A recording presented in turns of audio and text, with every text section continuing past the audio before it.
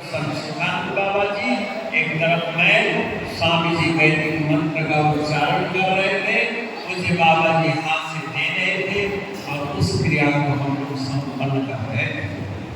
बाद में कैंची मंगाई गई, कैंची लाने के बाबा जी के लंबी लंबी दाढ़ी काटी गई और महाराज जी के गोद में डाल दिया गया। बोलो श्री गुरु महाराज की। इस तरह से बाबा जी के जीवन काल में महाराज जी के साथ एक तो समाधि किया है और मैं जब भी नीचे जाता हूँ वो स्वरूप मुझे नजर आता है।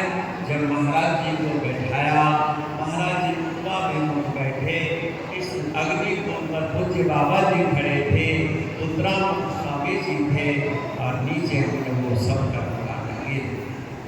और ये अस्थूल समाधि पूज्य बाबा जी के कमरे में है, जो गेट के साथ है, वो ब्रह्मलीन समाधि है और यहाँ जीवित समाधि है। और गुरु महाराज जी की समाधि भी जागृत समाधि है, क्योंकि महाराज जी का शरीर जब शांत ओम की ध्वनि गूंजी और उस समय महाराज जी के पलंग के साथ था, ऐसे लगा जैसे पूरे बिल्डिंग में बिजली कट गई, बिजली की तार कट गई, पैरों में करंट लग रहा था और नीचे दौड़ते हुए गए बाबा जी स्वामी जी के। हमने कहा महाराज जी लगता है कुछ हो गया, क्या हो गया। महाराज जी अंतिम समय ओम की ध्वनि करी और उसी ओम को हम परिपाटी के रूप में सनातन वैदिक परंपरा के रूप में हम लोग जपते हैं।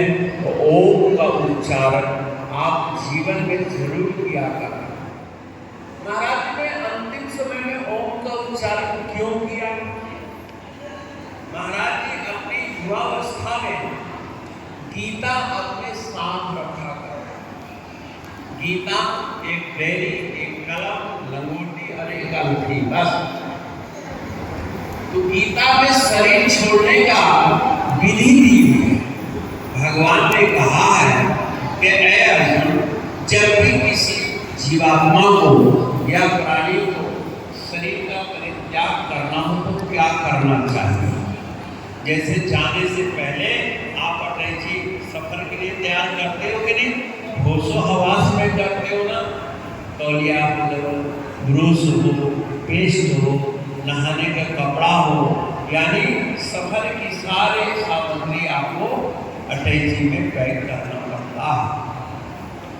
ऐसे जहाँ महायात्रा में जीव जाता है तो उसको क्या चाहिए? क्योंकि महाराज जी प्रस्थान किया है, न भी वो किए। संत लोग या हम लोग भी विचार करें कि वर्तमान का कभी नाश नहीं होता। याद रखना, बीता हुआ वर्तमान भूतकाल होता है, बीत रहा समय वर्तमान कहलाता है और आने वाला समय ही भविष्य कहलाता है। घटना जब भी घटती है तो वर्तमान में घटती है। हाँ तो दुख नहीं लग रहा है। भूतकाल में, भविष्यकाल में जब वर्तमान आएगा तभी तो क्रिया घटित होगी। महाराज जी उन लोग में है, आज भी है, उनका नाश नहीं हुआ। वर्तमान का मतलब क्या है?